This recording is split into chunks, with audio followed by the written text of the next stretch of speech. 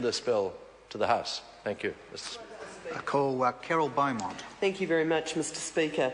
Mr. Speaker, I'm joining with others in speaking on the Health and Safety Pike River Implementation Bill second reading and saying, of course, that Labor supports this bill, but we do so with some reservations. And as my colleague Andrew Little has said, in the committee stages, we will be looking at a number of SOPs.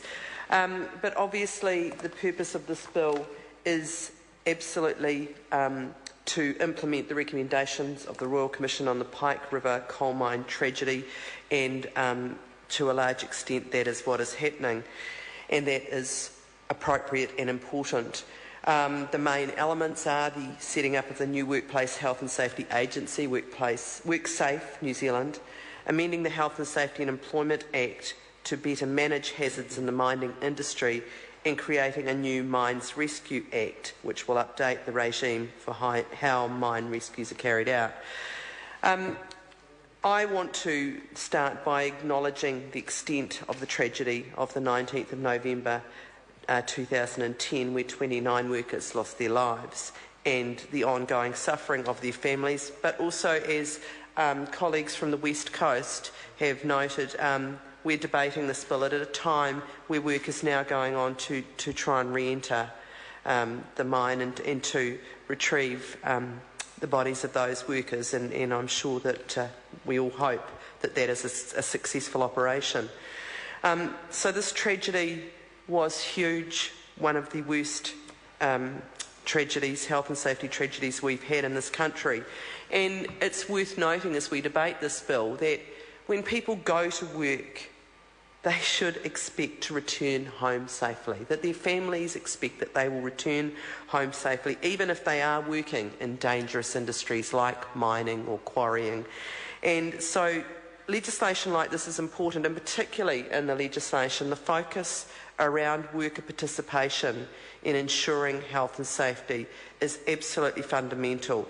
And to that extent, it is really pleasing to see the emphasis on that, because in many ways this tragedy was a result of deregulation, of failing to ensure that workers had strong voice around health and safety, failing to ensure that people who were contractors or subcontractors were involved in health and safety decisions.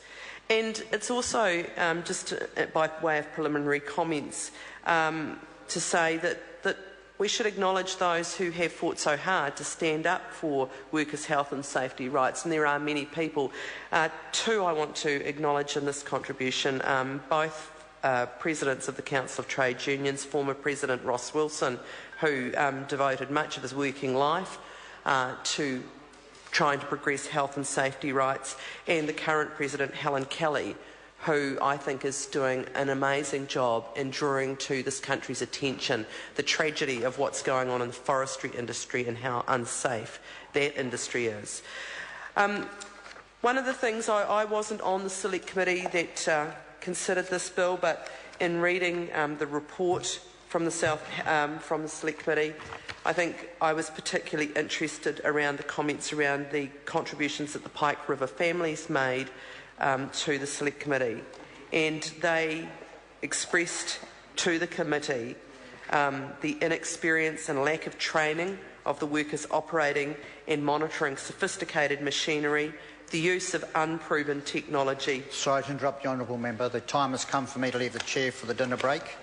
This debate is interrupted. I shall resume the chair at 7:30.